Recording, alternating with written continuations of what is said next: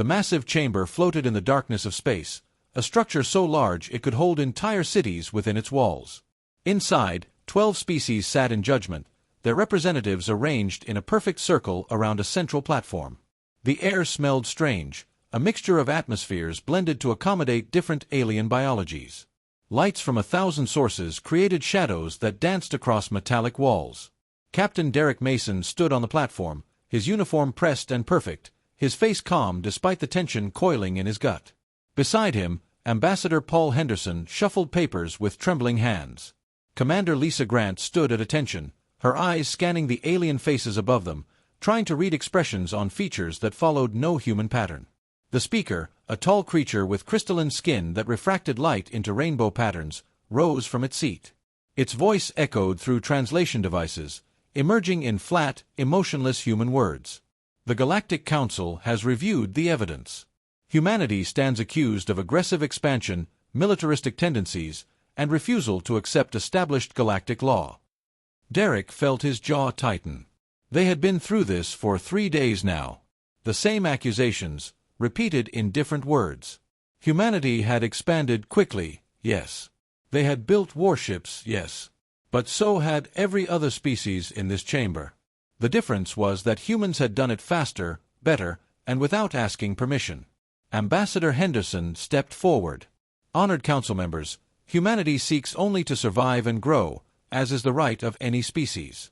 We have not attacked any council member. We have not violated any treaties. Our expansion has been into unclaimed space. A delegate from the Vreen species, insectoid creatures with multiple limbs and compound eyes, clicked its mandibles in what the translator rendered as laughter. Unclaimed space that we have monitored for centuries. You push into regions we have specifically avoided. You ignore our warnings about forbidden zones. You build weapons that concern us all. We build weapons to protect ourselves, Derek said, unable to stay silent any longer. In a galaxy full of unknowns, that seems like basic common sense. The crystalline speaker turned its faceted head toward him. It is that attitude, Captain, which brings us to this moment. Humanity refuses to learn its place. You are young, aggressive, and dangerous. The Council has maintained peace for 10,000 years. We will not allow your species to threaten that peace. Lisa shifted beside Derek, her hand moving instinctively toward where her sidearm would normally rest. They had been required to come unarmed, of course. Derek caught her eye and gave a subtle shake of his head. Not here. Not now. Henderson tried again, his voice taking on a pleading quality that made Derek's skin crawl. Please, we can negotiate. Humanity is willing to slow our expansion, to submit our military plans for review, to work within the Council framework. We want to be part of galactic society, not enemies of it. The time for negotiation has passed, the speaker said. The Council has voted. By a count of 10 to 2, humanity is hereby exiled from galactic society. All human colonies outside your home system must be evacuated within 1 standard galactic year. All trade agreements are terminated. All navigation rights through Council space are revoked. Humanity will return to its own system and remain there. Any violation of this exile will be met with military force. The words hit like physical blows. Derek saw Henderson stagger, his face draining of color. Lisa's breath caught in her throat. Around the chamber, alien delegates watched with expressions Derek couldn't read. But he had spent years learning to understand beings that didn't share human biology. He knew what he was seeing in those alien eyes, hidden behind the righteous pronouncements and legal language. Fear. They weren't exiling humanity because humans were dangerous. They were exiling humanity because humans were competition. In just 200 years since developing faster-than-light travel, humans had established 43 colonies, built a fleet of 300 warships, and developed technology that rivaled species who had been spacefaring for millennia. The Council wasn't afraid of what humanity had done. They were terrified of what humanity would become. This is a mistake, Derek said quietly, his voice carrying in the sudden silence. You're making a terrible mistake. The speaker's crystalline face reflected Derek's image back at him, fractured into a dozen pieces. The decision is final. You have 1 year. We suggest you begin evacuations immediately. Millions of your people will need transport. The platform beneath their feet began to descend, carrying them back to their shuttle. Henderson slumped against the railing, looking 20 years older than he had that morning. Lisa stood rigid, her hands clenched into fists. Derek looked up one last time at the assembled delegates. They thought this was the end of humanity's expansion into the galaxy. They thought exile would break the human spirit, send them crawling back to Earth to huddle around their home star like frightened children. They didn't understand humans at all. The shuttle ride back to their ship was silent. Henderson stared at nothing, lost in the ruins of his diplomatic career. Lisa checked and rechecked their flight systems, her movements mechanical. Derek sat in the pilot's seat and thought about what came next. The Council had given humanity a choice: accept exile or face destruction.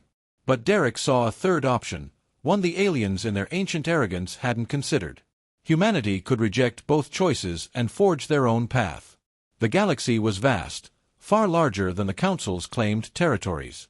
There were places beyond their reach, resources they had never exploited, opportunities they had never imagined. The Council wanted humanity gone. They would get their wish, just not in the way they expected. Humanity would disappear from Council space. But they wouldn't disappear quietly, and they wouldn't stay gone. Derek set course for Earth, already planning the speech he would give to the Admiralty. Exile was meant to be a punishment, a humiliation, an ending. He would make it a beginning. The war room deep beneath Geneva buzzed with angry voices. Holographic displays showed star charts, colony populations, and supply routes that would soon mean nothing. Admiral Kevin Brooks stood at the head of the table, his weathered face carved into hard lines by decades of military service. Around him, the most powerful people in human space argued about survival. "We have to comply," General Hammond said, slamming his hand on the table. "They have 10,000 years of technological advantage. We have 200 years. This isn't a fight we can win. So we just abandon 43 colonies?" Captain Derek Mason shot back. "Leave 15 million people stranded on worlds we've spent decades terraforming? We run back to Earth with our tails between our legs." President Julia Morrison sat at the far end of the table, her fingers steepled in front of her face. She had aged visibly in the 6 months since the Council's verdict. The weight of possibly ending human civilization rested on her shoulders, and everyone in the room could see it. "The evacuation is going badly," she said quietly. "We don't have enough ships. Even if we did, some colonies are too far out.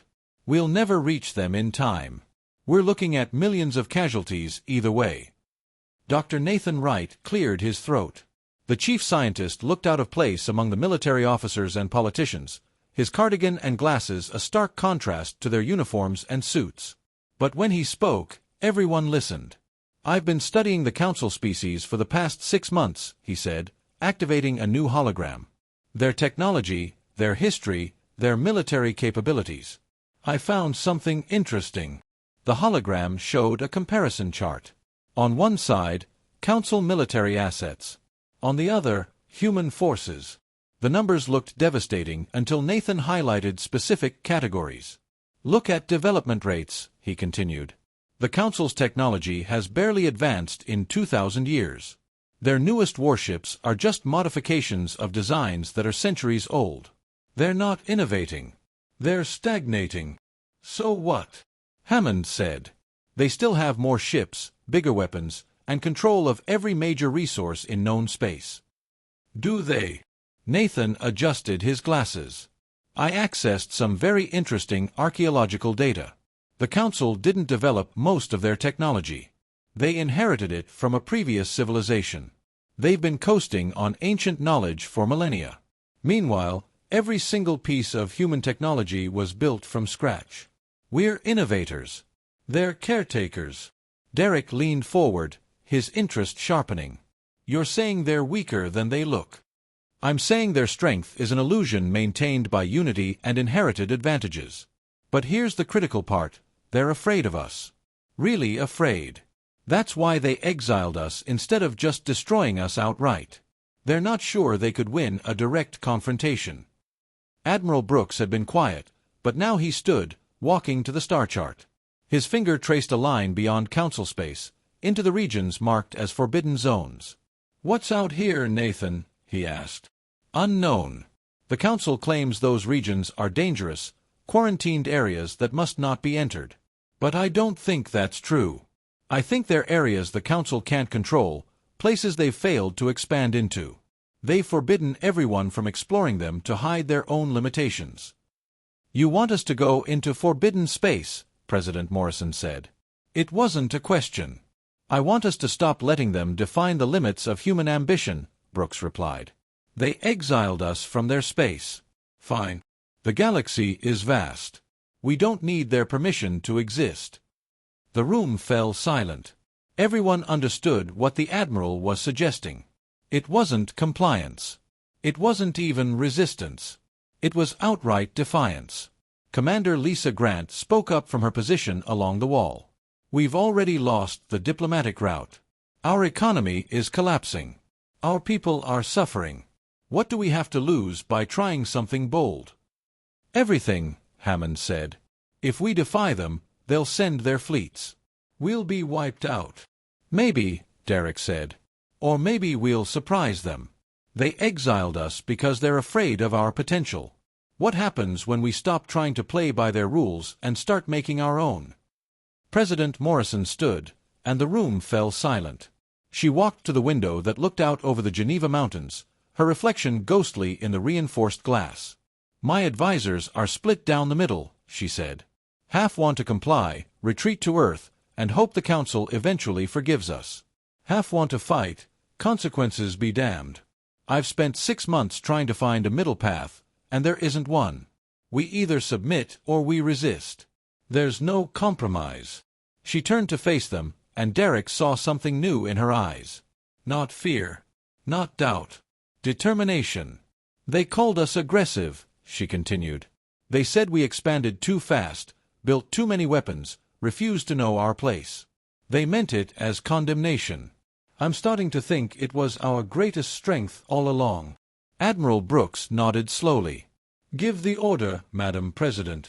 "We're not evacuating the colonies," Morrison said. "We're reinforcing them. Every ship we were going to use for evacuation will carry weapons, supplies, and more settlers instead. We're not retreating. We're expanding." "Into forbidden space?" Nathan asked. "Into anywhere we choose. The Council exiled us from their territory. They don't own the galaxy. We're going to find our own path, claim our own worlds, build our own empire. And if they try to stop us, we'll show them exactly why they were right to fear us." Derek felt something ignite in his chest. This was insane. This was dangerous. This was exactly what humanity needed. "We'll need time to prepare," Brooks said, already thinking tactically. "New colonies, hidden shipyards, research facilities in places the Council can't monitor. We need to be ready before they realize what we're doing." "Start immediately," Morrison ordered. "Complete secrecy. As far as the Council knows, we're complying with their exile, slowly and reluctantly pulling back. Meanwhile, we push forward in places they'll never look." She walked back to the table, placing her hands on its surface, looking each person in the eye. "They wanted us to disappear quietly," she said. "Instead, we're going to rise louder than they can imagine. They exiled us thinking it would break us. They're about to learn that humanity doesn't break. We adapt. We overcome. We conquer." The vote was unanimous. Derek left the war room with Lisa at his side. In the elevator heading back to surface level, she finally spoke. "This is really happening," she said. "We're going to war with the Galactic Council." "No," Derek replied. "We're going to become something they can't ignore. War is just what happens when they realize they've lost control." The elevator doors opened to reveal Earth's sky, blue and bright and filled with possibilities. Somewhere up there, beyond the atmosphere, beyond the familiar stars, lay a galaxy that had tried to put humanity in a box. They were about to break every wall in their way. The ruins stretched across the barren moon like the bones of giants. Colonel Derek Mason walked through structures that had stood empty for thousands of years, his suit's lights casting long shadows across alien architecture. Above him, the gas giant the moon orbited filled half the sky, bands of purple and gold swirling in eternal storms. "Sir, you need to see this," Lieutenant Amy Peterson called from deeper in the complex. Her voice crackled with excitement over the comm. Derek made his way through a doorway carved for beings twice his height. The chamber beyond took his breath away. Walls covered in symbols that seemed to shift and change in the light. Equipment that still hummed with power after millennia of abandonment. In the center, a holographic display flickered to life as he approached. "It's responding to our presence," Dr. Chen said, the expedition's lead scientist. She was already scanning everything, her equipment chirping constantly. "This technology is active. Waiting for someone to use it." "What is it?" Derek asked. "A weapons facility," Commander Carlos Rivera said from the entrance. The Marine commander had insisted on checking the perimeter before anyone got too excited about ancient alien toys. "Look at the schematics. These are ship designs. Weapons systems. Propulsion technology that makes our fastest drives look like steam engines." Derek studied the hologram. Carlos was right. This wasn't a museum or a tomb. It was an armory, left behind by whoever built the Council civilization before them. The Council had called this region forbidden, claimed it was too dangerous to explore. Now Derek understood why. They didn't want anyone finding this. "Can we use it?" he asked. Dr. Chen smiled. "Can we use it? Colonel, with this technology, we could rebuild our entire fleet in a year. The manufacturing systems are still functional. The power source is something I don't even understand yet, but it's been running continuously for at least 5,000 years without maintenance." Amy whistled softly. "The Council is going to lose their minds when they find out about this." "They're not going to find out," Derek said. "This is our secret. Build a research station on the dark side of the moon. Full stealth protocols. Get our best engineers out here. I want this technology integrated into our ships as fast as possible." The discovery changed everything. Over the next 3 months, humanity established 7 hidden research facilities in forbidden zones, each one yielding more ancient technology. Ships that had taken years to build could now be produced in weeks.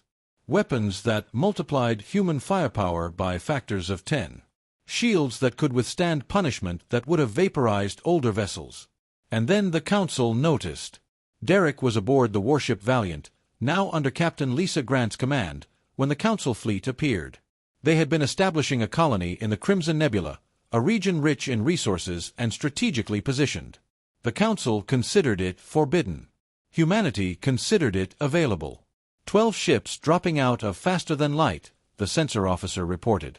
Council configuration. "They're hailing us." Lisa looked at Derek, who had come along as strategic advisor. He nodded.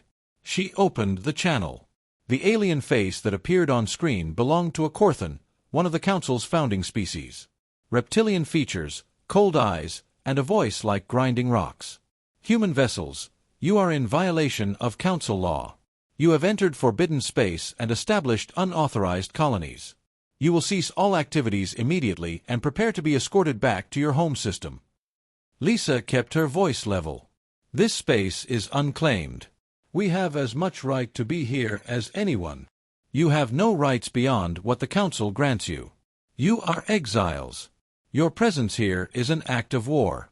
Stand down or be destroyed." Derek leaned forward and whispered to Lisa. "They brought 12 ships. They're not sure they can take us. That's why they're threatening first." Lisa cut the channel and turned to her crew. "Battle stations. Launch all fighters. Activate the new shields. Let's show them what humanity has learned." Amy Peterson led the fighter squadron personally. Her new ship moved like nothing the Council had ever seen, incorporating ancient propulsion technology with human engineering. The result was something that could turn on a credit, accelerate faster than missiles, and strike with devastating precision. The Council ships opened fire first, massive beam weapons that had intimidated countless species over millennia. They hit the Valiant's shields and splashed harmlessly into dispersed energy. The new shields, reverse-engineered from the ancient ruins, held without even flickering. "Return fire," Lisa ordered. "Show them what real weapons look like." The Valiant's main guns were based on technology from the ruins but improved with human innovation. The beams that lanced out were focused to a degree the ancient builders had never achieved. They punched through Council shields like paper and cored out the insides of their ships. 2 Council vessels died in the first salvo. Amy's fighters swarmed the remaining ships, moving in patterns that seemed to defy physics. Their weapons carved through armor, disabled engines, shredded communications arrays. The Council pilots tried to respond, but might as well have been flying in slow motion. Carlos Rivera watched from the Valiant's tactical station, coordinating Marine boarding parties. They're panicking. Their formations are falling apart. He was right. The Council fleet had expected an easy fight against primitive humans with inferior technology. Instead, they found themselves outgunned, outmaneuvered, and completely outclassed. In less than 20 minutes, 8 Council ships were destroyed or disabled. The remaining 4 attempted to flee. "Let one go," Derek said. "We want them to report back what happened here. The others we capture." Lisa gave the orders. Amy's squadron disabled the engines of 3 fleeing vessels while allowing the 4th to escape into faster-than-light. Carlos took his Marines across in boarding pods, cutting through what little resistance remained. Derek accompanied the boarding party to the Council flagship. The interior was surprisingly ornate, built for comfort rather than efficiency. The bridge crew surrendered immediately when the Marines burst through the doors. The Corthan commander stood with what passed for dignity among his species. "You have violated every law of civilized space. The Council will respond with overwhelming force. You have doomed your species." "Your people said that when you exiled us," Derek replied. "Turns out you're not very good at predictions. Take a message back to your Council. Humanity is done asking permission. We're done accepting limits. You wanted us gone from your space. Fine. We found better space. And if you try to stop us again, you'll find out just how dangerous exiled humans can be." The Marines secured the prisoners and began cataloging the captured ships. The technology was centuries old by human standards now, but the intelligence value was enormous. Ship movements, Council military protocols, strategic planning, all of it now in human hands. News of the Battle of Crimson Nebula spread faster than light itself. Within days, Derek received messages from a dozen species, all of them outsiders, exiles, or groups oppressed by Council authority. They wanted to know if the rumors were true. Had humanity really defeated a Council fleet? The answer was yes, and everyone in the galaxy suddenly had to reconsider their assumptions about the balance of power. On a frozen world in the Outer Territories, Derek met with representatives from the Kresh, a warrior species exiled by the Council 3 centuries earlier for refusing to disarm. Their leader, a massive being covered in armored plates, studied Derek with eyes that had seen countless battles. "You fight well for such small creatures," the Kresh said. "We watched your battle. You do not fight like the Council. You fight like us. Like warriors who earn victory rather than inheriting it." "We fight like survivors," Derek replied. "Like people who refuse to accept defeat." The Kresh leader made a sound like grinding boulders, which the translator rendered as laughter. "Then we should be allies. The Council exiled us for being too warlike. They exiled you for the same reason. Together, we could show them what real warriors accomplish." The alliance was sealed that day. Within months, 4 other exiled species joined what humanity called the Free Systems Alliance. The Council had tried to isolate humanity. Instead, humanity had united everyone the Council had cast aside. And the conquest had only just begun. Governor Rachel Stone stood on the observation deck of New Earth Station and watched the construction below. Dozens of shipyards floated in orbital formation, each one assembling vessels that would have seemed impossible just 2 years ago. Freighters the size of cities. Warships bristling with weapons that made the old Council fleets look like toys. Colony ships designed to carry hundreds of thousands of settlers to new worlds. "We're launching 15 ships today," her assistant said, checking a datapad. 5 military, 10 civilian. "At this rate, we'll have doubled our fleet strength in 6 months." Rachel nodded, but her mind was on larger concerns. Humanity now controlled 27 star systems. The Free Systems Alliance included 6 alien species, all of them contributing technology, resources, and personnel to the cause. The Council's authority was crumbling, challenged by a force they had created through their own arrogance. "How are the new colonies integrating?" she asked. "Better than expected. The Kresh have been particularly helpful. Their experience with hostile environments has saved us years of trial and error. The other species are adapting to human leadership surprisingly well." That was the key, Rachel thought. Leadership, not domination. Humanity offered something the Council never had, a partnership based on merit rather than ancient privilege. The species who joined the alliance found themselves treated as equals, their contributions valued, their voices heard. It was a stark contrast to the Council's rigid hierarchy where species were ranked by age and founding members held all real power. General Derek Mason arrived at the station that afternoon, his shuttle docking smoothly despite the controlled chaos of construction around them. Rachel met him in the conference room where holographic displays showed the current state of human space. "The Council is moving," Derek said without preamble. "Intelligence reports a fleet massing at the Nexus system. 300 ships. They're planning a massive strike to crush us once and for all." Rachel felt her stomach tighten. 300. That's 3 times what they sent to Crimson Nebula. They're taking us seriously now. We embarrassed them once. They're not going to let it happen again. Derek manipulated the display, showing probable attack routes. They'll hit our core colonies, try to cripple our production capability and break our alliance. If they succeed, they can force us back into exile. "If they succeed," Rachel repeated. "You don't think they will?" "I know they won't. Admiral Lisa Grant is already positioning our fleet. We have 200 warships of our own now, and every one of them is worth 5 of theirs. But more importantly, we have something they don't." "What's that?" Derek smiled.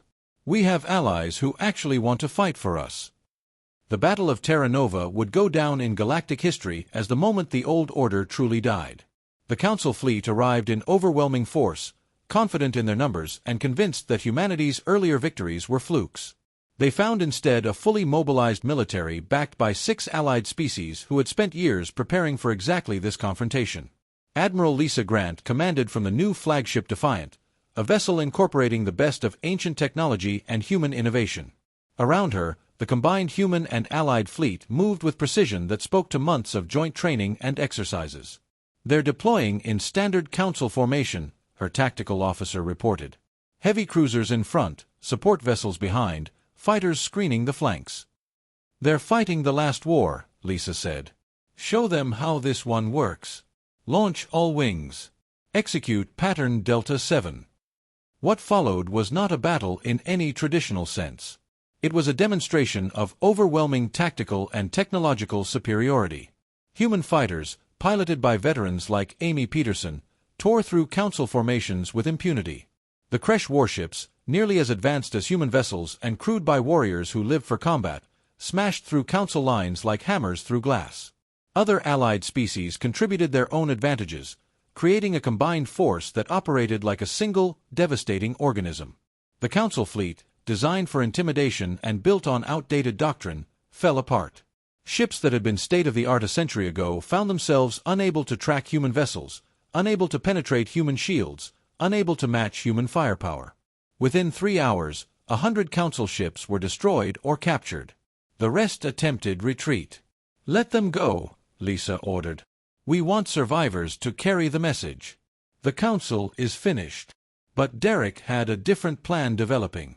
As the Council fleet retreated in chaos, he was already coordinating with Special Forces units scattered across Council space. Humanity's intelligence network, built over 2 years of careful infiltration, was about to bear fruit. On 12 Council-controlled worlds, human agents made contact with local resistance movements. Populations who had chafed under Council rule for generations suddenly found themselves armed, supplied, and supported by the most powerful military force in the galaxy. Revolutions erupted simultaneously across Council territory. The Council, reeling from their devastating military defeat, now faced internal collapse. 3 member species, seeing the direction of history, withdrew from the alliance entirely. Another 4 sent secret delegations to humanity, negotiating terms of defection. Ambassador Claire Watson worked around the clock, meeting with species who wanted to join the human-led alliance. Her message was consistent. Humanity offered partnership, not domination. Equal rights, not subjugation. Freedom to develop, not stagnant conformity to ancient rules. The Ventari want to join us, she reported to President Julia Morrison during one of their daily briefings. They're bringing 12 systems and significant industrial capacity. The Kal are interested but want guarantees about their cultural autonomy. The Dren are ready to sign immediately, they just want assurance we'll protect them from Council retaliation. Morrison, who had guided humanity through the darkest days of exile, now found herself managing a rapidly expanding empire. Give the Kal their guarantees. We mean them anyway. Accept the Ventari immediately and send a fleet to Dren space for protection. What about the Council's core members? Fracturing. The Korthan are debating civil war. The crystalline speakers who passed the original exile verdict have gone silent. No one knows if their government still functions. The insectoid Vreen are trying to hold things together, but nobody's listening to them anymore. Derek entered the office, fresh from the front lines. We've taken 40 systems without firing a shot. Local populations are overthrowing council governors and asking for human protection. At this rate, the council will cease to exist within a year. Morrison looked at the star chart dominating her office wall. Red markers showed human territory. Blue showed allied species. Green showed former council worlds now in revolt. The colors were spreading like wildfire across the galaxy. We started with one system, she said quietly. Earth. That's all we had. The council thought exiling us would end humanity's expansion. Instead, it freed us from any obligation to play by their rules. They created their own enemy, Derek agreed. If they'd just left us alone, we would probably still be trying to join their club, following their regulations, accepting their limitations. They forced us to become something greater. Rachel joined them via hologram from her station. The new colonies are exceeding all projections. We're settling 3 new worlds per month. The economic growth is staggering. Within 5 years, humanity alone will have more productive capacity than the entire old council combined. And we're sharing that prosperity with our allies, Claire added. Every species in the Free Systems Alliance has seen their living standards increase dramatically. We're proving that cooperation works better than domination. Morrison made her decision. Draft the Commonwealth Charter. Enshrine the rights of all species. Guarantee autonomy while maintaining unified defense and economic cooperation. Invite every species in the galaxy to join, including former council members. This isn't about conquest anymore. It's about building something better than what came before. The charter was completed within weeks. Its principles were simple but revolutionary. All species were equal partners, all had the right to self-determination, all would benefit from shared prosperity, and all would be protected by a common military. It was everything the Council claimed to be but never was. Former Council species lined up to join. Some came reluctantly, forced by circumstance. Others came eagerly, seeing opportunity in the new order. A few held out, clinging to the old ways, but they were increasingly isolated and irrelevant. 5 years after their exile, humanity had transformed from outcasts to empire builders. The galaxy would never be the same. The memorial stood on a hillside overlooking Geneva, carved from black stone quarried from a moon in the Crimson Nebula. Names covered its surface, thousands of them, humans who had died during the exile years. Some lost in battle, others in colony accidents, still more to hardship and disease as humanity pushed into unknown space. Derek Mason ran his fingers over one name in particular, a pilot who had served under him and died covering a retreat during the early desperate days. "I wondered if I'd find you here," a voice said behind him. Derek turned to see Lisa Grant, now Supreme Admiral of the Commonwealth Navy, approaching in civilian clothes. She looked different without the uniform, softer somehow, though he knew she was still as sharp as the day they'd stood together in the council chamber. "I come here sometimes," Derek admitted, "to remember what it cost. What we paid to get here." Lisa stood beside him, reading names. "We lost a lot of good people. Sometimes I wonder if they'd approve of what we built." "What do you mean?" "We set out to survive. To prove the council wrong. We ended up conquering half the galaxy." She gestured at the city below, transformed from Earth's old diplomatic center into the capital of an interstellar government spanning over 100 systems. "Is this what they died for? An empire?" Derek was quiet for a moment, considering. It's not an empire. Not really. Every species in the Commonwealth has equal rights. We don't rule them, we lead them. There's a difference. Is there? When we have the biggest fleet, the most advanced technology, and everyone knows that crossing us means destruction. Yes, Derek said firmly. Because we earned it. The Council held power through inherited advantages and enforced stagnation. We gave everyone who joined us a chance to rise as far as their abilities would take them. That's not empire. That's opportunity. They walked together through the memorial gardens. Earth was beautiful in early summer, the mountains green and the air clean. Humanity had learned hard lessons about environmental stewardship during their expansion. The new colonies were built with sustainability in mind, balancing development with preservation. The Council remnants sent another delegation, Lisa said. They want asylum. Let me guess. The crystalline speakers. Among others. The ones who voted for our exile are now begging us for protection from their own people. The irony is almost too much. Derek had heard that the former speaker was leading a group of council officials seeking refuge in Commonwealth space.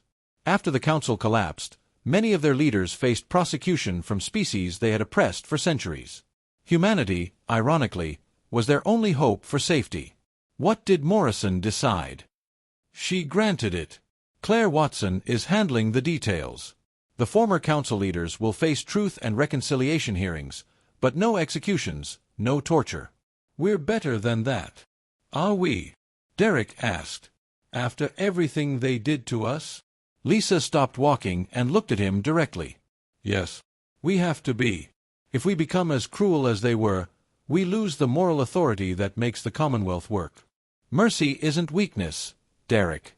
It's the difference between leaders and tyrants. That afternoon, Derek attended the Commonwealth Assembly, held in a massive chamber that made the old council meeting place look small. Representatives from 70 species filled the seats, debating, arguing, and voting on policies that affected trillions of beings. Humans were the plurality, yes, but barely. The Commonwealth was genuinely multi-species in a way the Council never managed. Senator Marcus Cole, the leading candidate to replace Morrison as president, was giving a speech about expansion into the galactic core. We stand at a threshold, he said, his voice carrying through excellent acoustics. The ancient forbidden zones are forbidden no more. Our survey ships have mapped routes to regions of space that have never known intelligent life. The opportunities are limitless. But we must approach this expansion thoughtfully, sustainably, and in partnership with all Commonwealth members. Derek listened with mixed feelings. Marcus was brilliant, charismatic, and genuinely believed in the Commonwealth's principles. He would make an excellent president. But he represented a new generation, one that hadn't lived through the exile, hadn't felt the humiliation of the Council's rejection. To them, the Commonwealth's power was normal, expected, deserved. Derek worried they might forget how fragile civilization could be, how quickly power could corrupt. After the session, he met with former Council Speaker Zarthek in a private room. The crystalline being looked diminished somehow, its once bright refraction dulled by stress and fear. "Thank you for agreeing to see me," Zarthek said through its translator. "I know I have no right to ask for your time." "You wanted me dead," Derek said bluntly. "You voted to exile my species, to condemn millions to suffering. Why should I care what you want now?" "You shouldn't. But I'm asking anyway." The speaker's crystalline face couldn't show human expressions, but Derek heard shame in its voice. "I was wrong. We were all wrong. We saw humanity's potential and felt threatened. Instead of welcoming you, we tried to suppress you. We turned allies into enemies through our own fear." "You did," Derek agreed. "And now you want forgiveness." "No. I want understanding. I want the truth recorded so that future generations know what happened and why. The Council is dead. Our civilization, which lasted 10,000 years, crumbled in less than 5 because we couldn't adapt, couldn't accept change. Humanity didn't destroy us. We destroyed ourselves. You just accelerated a collapse that was inevitable." Derek studied the former speaker for a long moment. "You'll get your truth and reconciliation hearing. You'll testify about the Council's decisions and reasoning. And then you'll live here, in Commonwealth space, under Commonwealth law. Not as a prisoner, but not as a dignitary either. Just another resident trying to make a life. That's more mercy than we showed you. I know. That's the point. The hearing took place weeks later, broadcast across the entire Commonwealth. Zarthek and other former council leaders testified about the exile decision, about the fear and politics that drove it, about the systemic flaws in council governance that prevented adaptation to new realities. It was painful to watch, both for the former council members and for humans who remembered those dark days. But it was necessary. The Commonwealth was built on principles of truth and justice. Sweeping the past under the rug would undermine everything they'd fought to create. President Morrison attended Derek's final military ceremony. He was retiring after 7 years of continuous service, stepping away from command to spend time simply living. He'd earned it 100 times over. You changed the galaxy, Morrison said, presenting him with the Commonwealth's highest honor. When the Council exiled us, you saw opportunity where others saw only disaster. You led humanity through its darkest hour and out the other side. The Commonwealth exists because you refused to accept defeat. Derek looked out at the assembled crowd. Humans, yes, but also Kresh warriors, Ventari diplomats, former council species, and a dozen others who had found new homes and new hope in the civilization humanity built. I just did what needed doing, he said. The real heroes are the ones who died making it possible. He gestured toward the memorial visible through the chamber's windows. They're the ones who paid the price. I just lived to see the result. Lisa Grant took command of the military with Derek's blessing. Marcus Cole won the presidency in a landslide. The Commonwealth continued its careful expansion, guided by the principles Morrison and others had established. New colonies launched every month. New species joined the alliance. The old council territories were fully integrated, their populations thriving under a system that valued merit over tradition. Derek spent his retirement traveling, visiting colonies, talking with people from across the Commonwealth. He saw the good humanity had done, bringing prosperity and freedom to billions. He also saw the challenges ahead, the temptations of power, the difficulty of maintaining ideals when they conflicted with expedience. On his last visit to the memorial, now expanded to include all Commonwealth citizens who died building their shared civilization, Derek stood in the fading light and reflected on everything that had happened. The Council had exiled humanity thinking it would end their story. Instead, it began a new chapter, one that transformed the entire galaxy. Humanity had embraced conquest, yes, but not the brutal domination the Council feared. They conquered through innovation, through alliances, through offering a better alternative to the stagnant old order. They won not by destroying their enemies, but by making those enemies irrelevant. A young family walked past, human father, Kresh mother, children who were proof that the Commonwealth was more than just a political alliance. It was a genuine fusion of species and cultures, creating something new and unprecedented. Derek smiled. The Council had been right to fear humanity, just not for the reasons they thought. Humans were dangerous not because they were aggressive or warlike, but because they refused to accept limits on what was possible. They had been exiled from one future and built a better one from scratch. And the galaxy would never be the same.